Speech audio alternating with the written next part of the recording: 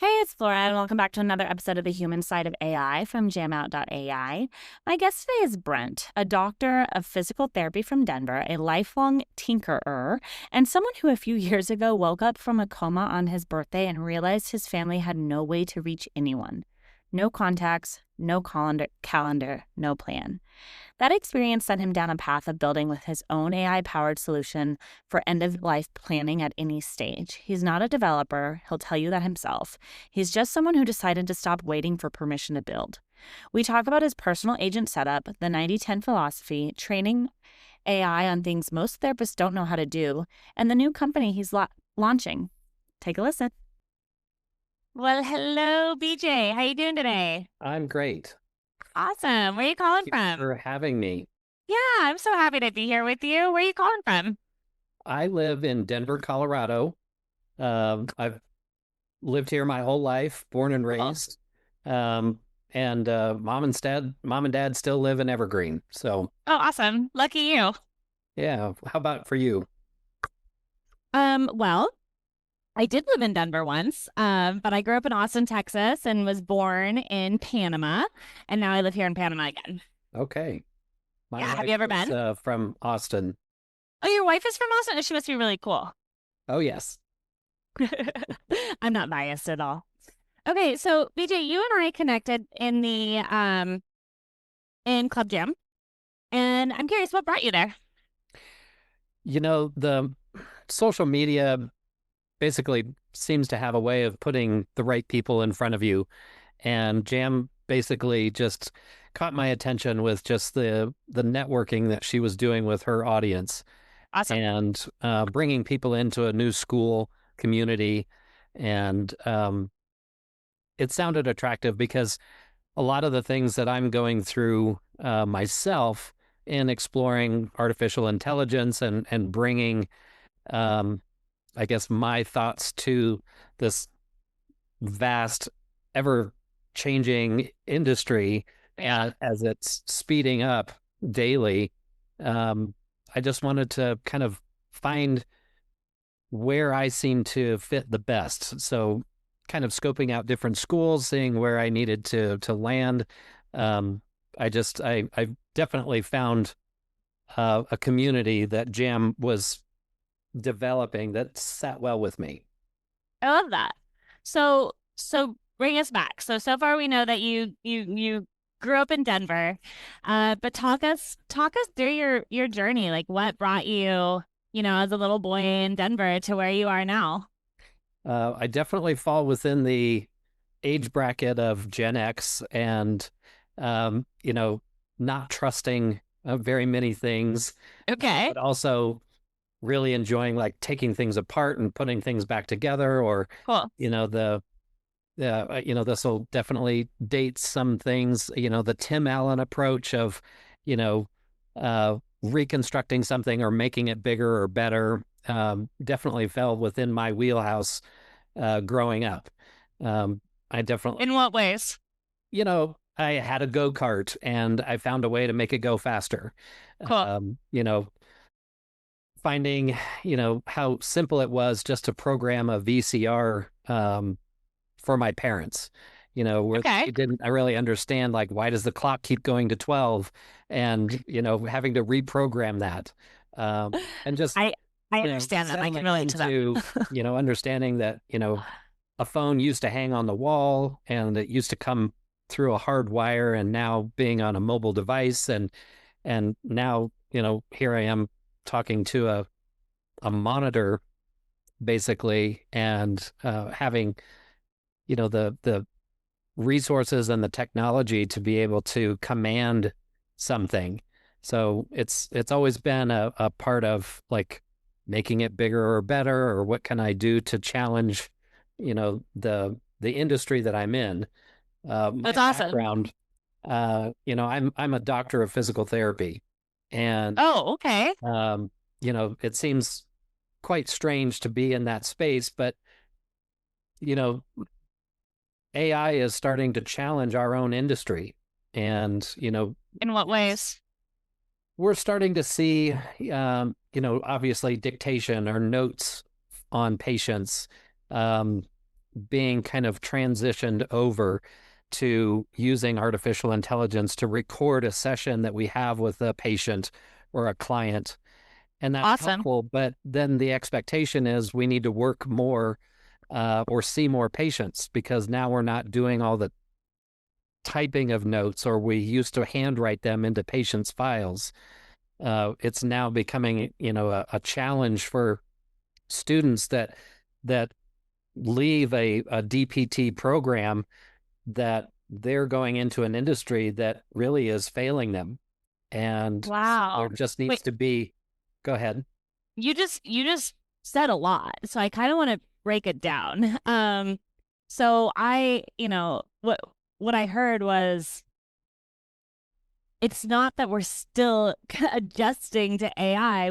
We're basically in this world where it has set these expectations where we're using it for keeping notes, for taking these reports. And with that time, we're supposed to be seeing more patients. Did I hear that right? That is correct. Wow. Okay. And then you said something really big. You said these students, they're going into an industry that's failing them. Why? It's failing them because they've come through school without that guidance, without that information, using artificial intelligence. And now, we're starting to see insurance companies changing those formats for accepting, AI qualified dictation or note taking as a means of communication to update a patient's file. Okay. And have you, in your own experience, seen that be like hallucinated or the information gets notated incorrectly? Have you seen that yet? Yes. And, those are, again, as these systems develop, we're seeing the changes unfold in front of us, where it's just getting better and faster. Um, I'm a little bit more on the sports minded side of rehabilitation and using the central nervous system. And, my process right now is trying to educate artificial intelligence about modalities or treatments that I personally provide, that, most therapists are not able to integrate these two things together. Can What you that give us? means is that Yeah. you've got, let's say somebody has their shoulder, or even simpler, a knee replacement, and the quality of life drastically changes, and you have these milestones of getting back to, let's say, just walking again. And those milestones are, you know, established from insurance companies. Doctors have, a means of tracking a patient's progress. And now AI is getting involved, where we need to be able to educate these students on these new tools about checking ranges of motion, being able to um, value, evaluate the strength of somebody's muscle system, and all the while trying to help reduce, the symptoms that go along with a post-surgical procedure. So And you went from putting together VCRs to putting together body parts. yes, I did. Okay. But And then I hear so often, and in fact, my last podcast guest, she'll be on this Friday, which by the time this comes out will be the Friday before. um, and her big thing was like, if you're not learning from AI and you're just having it create for you, like you're kind of like failing, right? I'm putting words in her mouth. But what I'm hearing you say is like, I'm teaching my AI.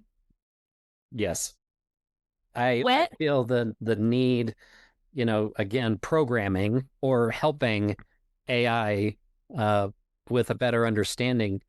You know, take, for example, these robots that are coming out. I watched Yeah. a really great feature this morning on YouTube about, how fast NVIDIA is coming up with um, robotics, and what kind of jobs um, these pieces of equipment are going to be doing. And one, it's exciting, and also it's scary. You know, people are afraid of losing their jobs to something that can be done uh, By a robot. manually by a robot. Well, Wow. a lot of the delay that's happening right now is because of improper movement patterns. And, they're trying to teach these robotics how to move more effectively. And I think the challenge is that there isn't enough context there in these robots to be able to understand, like, if something is misplaced or something, like your drink tips over, what do you do in Hmm. those These emergency types of situations? these human experiences. Right. And that's come through trial and error. And, as fast as AI is accelerating, there really isn't the time or the landscape uh, kind of woven into that learning experience. People are just kind of hoping that real world data is going to show up. And so a lot of this training is, in my opinion, important to help smooth out some of those bumps in the road that these robotics are going to have. So I feel Wow. like in order for not only students to understand that there's better tools available to them to treat a patient, that data can also be learned and passed on uh, so that these robots can do a better job of these manual tasks. And What an some of those things. important mission. What's that? I said, just what an important mission that is. Yeah. And that's why for me, training AI is where I have found my passion in this whole space, because Oh, cool. it's just it's something where I see kind of the gap, if you will.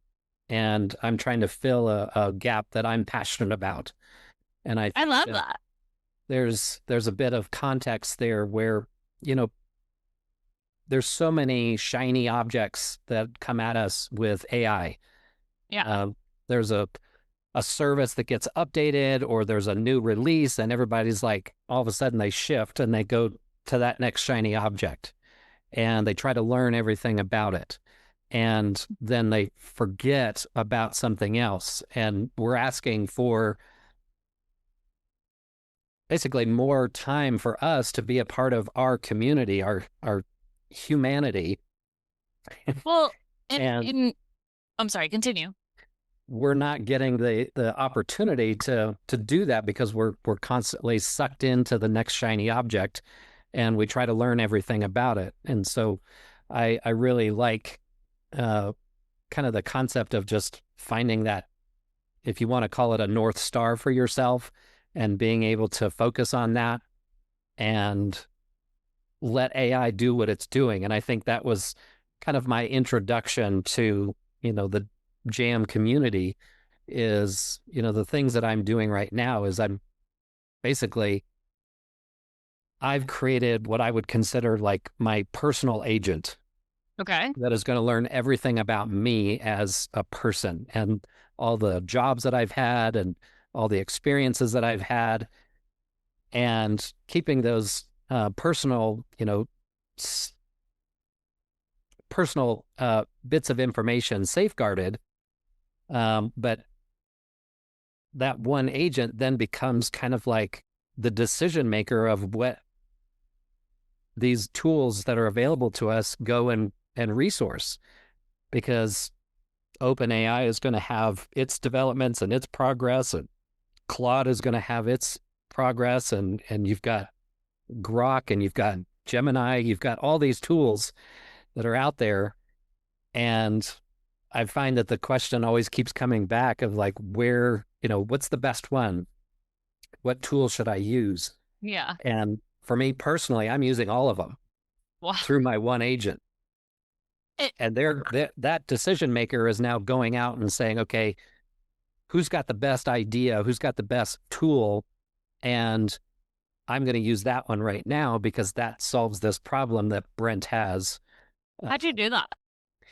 It's taken a little bit of time to kind of map it out in I just used a whiteboard. And from that whiteboard, I started with Claude and Anthropic and their platform, because I found it to be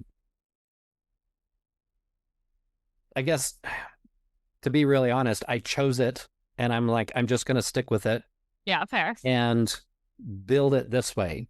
And through that discussion and making sure that those safety guardrails are established up front, I've been able to have this ongoing discussion with Claude to develop this integration with all these tools. And when people talk about API or the connection between those tools, I look at them as keys to doors. Hmm. And as long as I've provided a set of keys to my employee, which happens to be my Your agent. one agent, then those connections are established. And I don't have to have like this big expensive plan where I'm spending a lot of money on one service. I've decided to have kind of like the run of the mill plan.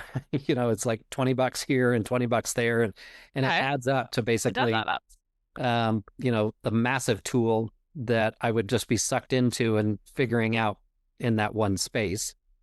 So I like the networking that my one agent has with all of those keys that I've administered as, okay, I can keep that safeguard up because if something goes awry, let's say in one of those platforms, all I have to do is take back the key. Turn it off.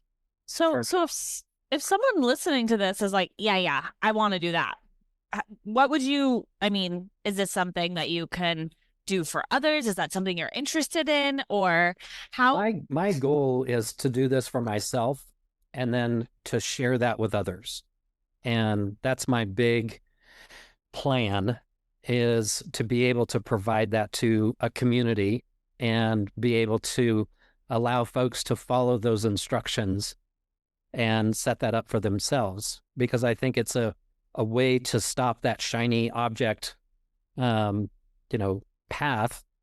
It takes away from getting sucked into something and losing all this time trying to learn a software or understand a platform or what the latest updates are or how to communicate with it, and just let them fight it out.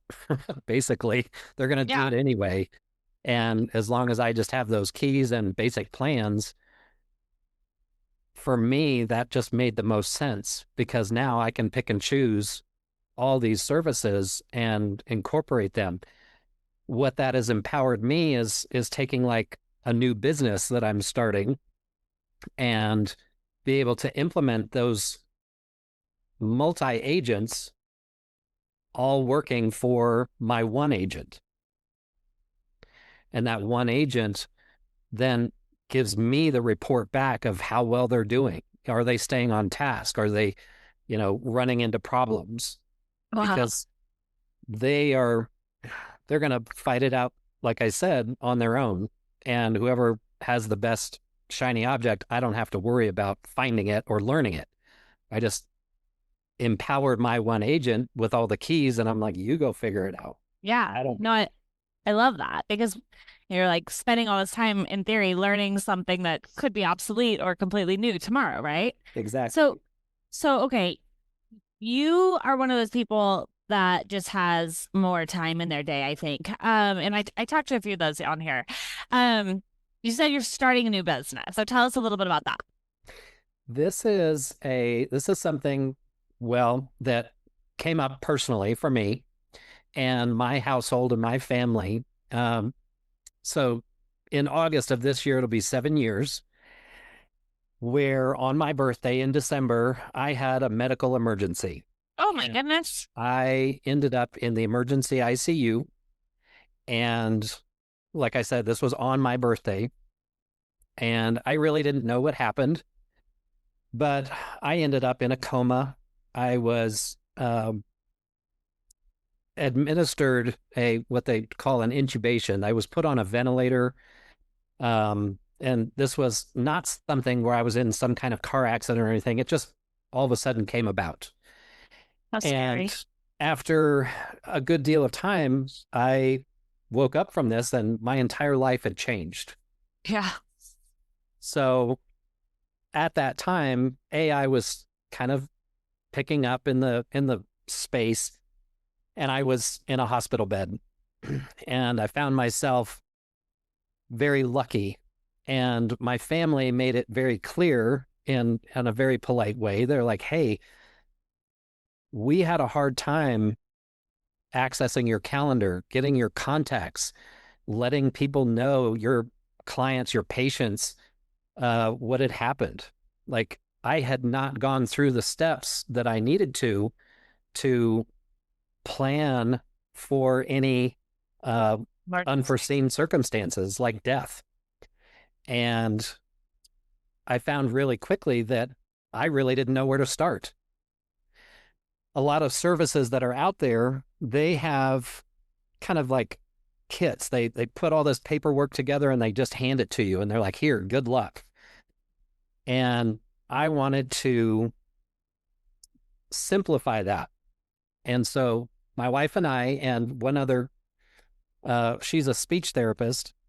My wife and I are both doctors of physical therapy. We decided that it would be best to help people glide through kind of these end of life stages Wow. and provide them with a digital platform for them to answer questions, see where they're at right now, um, plan for that unforeseen thing, but also be adaptable to those that are in kind of like an emergency situation. Like, I really need to come up with, my 5 wishes. I need to have something that's in place for my family where they Jeez. can get passwords and they can, contact people and let other people know what's going on in those, certain circumstances.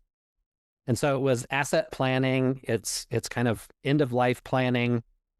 And so this new business really digitizes or kind of makes a service for those folks that are younger that may not be thinking about it, newlyweds.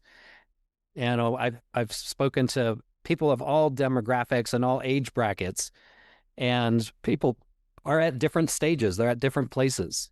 And when you bring up death, a lot of people get really kind of creeped out, but at the Yeah. same time, it's realistic because, bringing this up to my parents, I'm like, "Hey, do you guys have your assets planned for, like, if something happens to you?" And they're like, "Oh, yeah, we just wrote it down on a napkin, Mhm. you know?" And I was like, "Wait a minute, that's not going to work. It might end up in probate on the footsteps of a courthouse, like that just leaves us nothing. Yeah. If something happens to you, what are those next steps?" And they hadn't planned it out.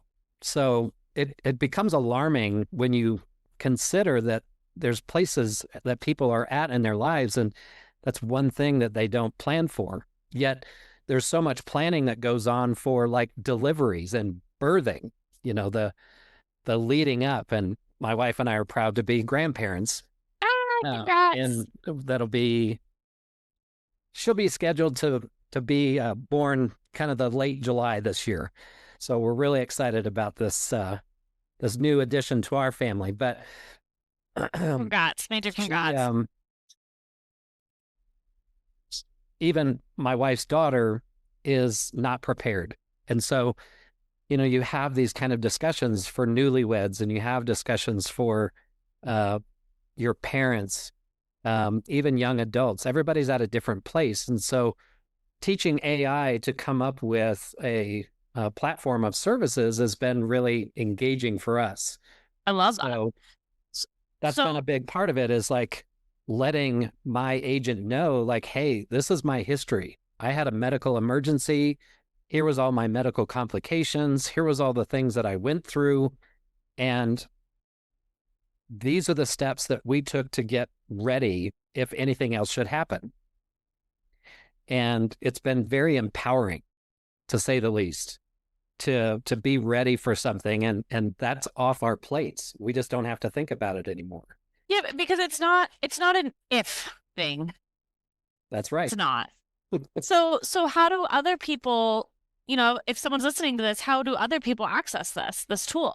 We're going to have a release. We're going to let people know about this when we get completed.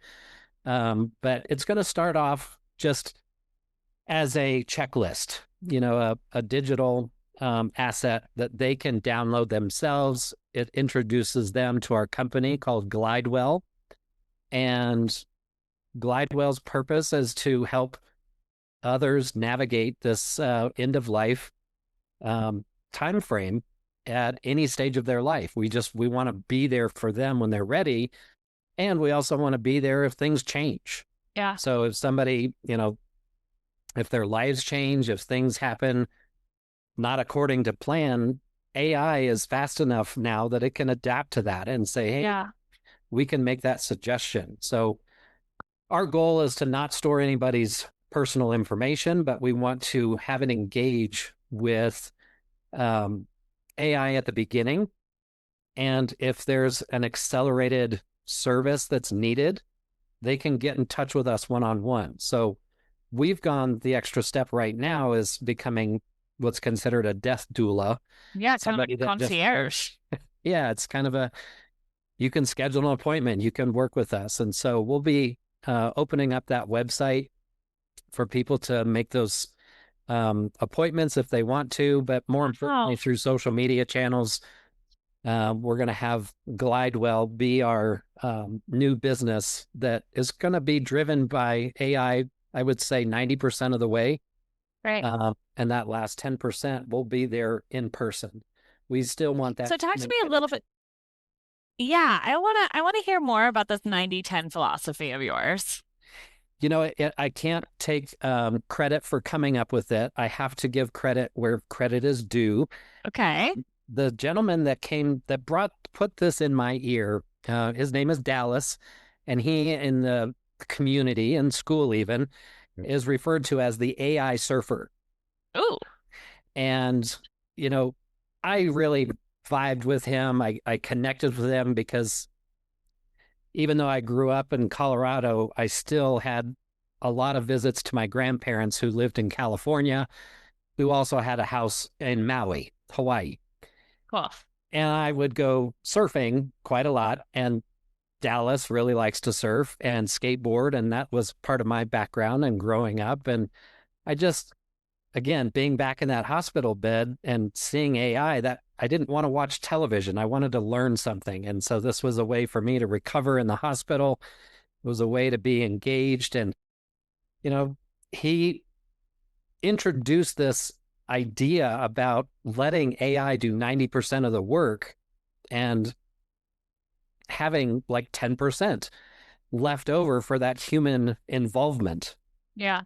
And the goal, obviously, is to generate more time and ability for you to connect with your family, to connect with your friends, to get out and be in a community with humanity and to step away from these things. And so he's really been an integral part in my learning experience about how to work with AI. And they're in Arizona. They have an office. I think he built a skateboard ramp inside, and it's themed with, surfboards, and it's very vibrant. And he's just a very approachable person. And I really appreciate how he has brought his community up to speed with his philosophy about this 90-10 and having what's considered a thought partner, or what I'm referring to as my, my agent that works for me.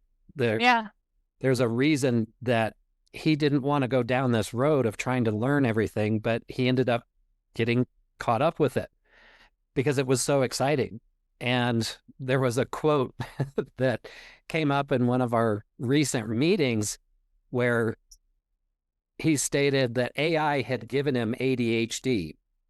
Okay.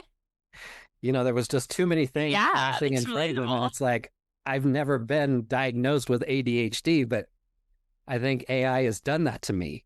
Wow. That I'm hyperactive. I'm always thinking about it. It's always spinning in my head. I try to go to sleep and I wake up. It was just all involved. And he's like, I got to step back. I got to remove myself from this situation and refocus my entire community, because that's what was happening. Everybody was trying to learn the latest thing, and we couldn't keep up because it was happening so fast. I mean, No one can. you go to sleep and you wake up in the morning and there's a post about who released the latest thing. Oh, And yeah, then by midday, you're getting another notice that says some other company did the same thing. And then by totally. evening, you're getting the afternoon report. I It's mean, like, by the time we finish this podcast, technology will have changed. absolutely, it's outdated. So, it's so growing so Brent, fast. something you said to me, in our messages going back and forth before this, you said very clearly, you said, I'm not a developer. I'm Right. an entrepreneur who decided to stop waiting for permission on for. Blah, blah, blah. Let me try that again. I, I'm an entrepreneur who decided to stop waiting for permission on or for someone else to build this. You know, as we're wrapping up, talk to me a little bit about that mindset, and I want you to speak to the listener who's also looking for that permission. I think it goes back to what I said earlier about having kind of that North Star and having, we'll say, the courage to decide that you're going to stick with one service and work with that service. So if you're a Google person, great, stick with it. It's tough to filter out so many of the nice shiny objects, but you know that everybody or all of these services are going to be doing that for you eventually. They're all on different timelines and they're going in the same direction. So they're all going to happen. And Yeah. so when you have something like that North Star, when you pick something and you're like, okay, this is the one thing that I am passionate about, just know that there are services that are going to be there to help you build it. And that to me is what I hope your listeners can take away from this is that no, I'm not a developer. I know that I've spent a great deal of money on somebody to build a website for me for my other businesses. Um, especially in the physical therapy space. And it cost thousands and thousands of dollars and it took Yeah. time and there was, glitches, and now it's solved. You just talk to it or You just talk to it. you just type it out and it doesn't have to be the perfect prompt anymore. And I think that's another takeaway is that the more real that you are, that in itself builds something that you would be proud of as your North Star, as something that you're um, looking forward to using. And I think that's where we each get to decide. There's plenty of services that are jumping on board and trying to sell you things, but I've learned more by filtering out a lot of those subjects and just sticking with one and knowing that they're all going to fight for my attention anyway. So I might as well just let AI decide for me I love that. and No, I love that. and go build it, whatever you want. Cool. Cool. Well, I'm so excited to keep following. I mean, I feel like you and I could sit here and talk for a couple more hours on all the other things you're doing that we didn't even touch on. But if people want to, follow your journey and Glidewell and just where you are, what's the best way to find you? Is that LinkedIn or where's the best way to follow your journey here? I think with the jam community, just because I, really want to find, again, I'm a part of the AI surfer and I really appreciate Dallas and everything that they're doing. I find that it's important for me just to kind of spread my wings a little bit and be in these other communities to help people. Because I've been a caregiver. That's what I'm doing. That's what I'm passionate about. And I think the best way would be like direct messaging through the Jam Perfect. community Great. and reaching out because to me that's my way of making it still personal Yeah. and being able to hear what people are looking for or needing. But I would like to, at some point, make a community post and just let people know a little bit more about me and how to get in touch with me, either through the website if they're wanting to look at Glidewell a little bit more for themselves, or, if they're wanting to develop kind of their North Star and establishing that 90-10 principle in their own lives. Well, I am so excited to help foster those relationships, so at least start facilitating them when I share this podcast within the community. So keep an eye out for that next Friday. And Cool. Brent, thank you again so much. I know your time is precious, so thank you so much. And I look forward to seeing you on our next call. Thank you. Take care. Day. You too. Bye-bye. Bye.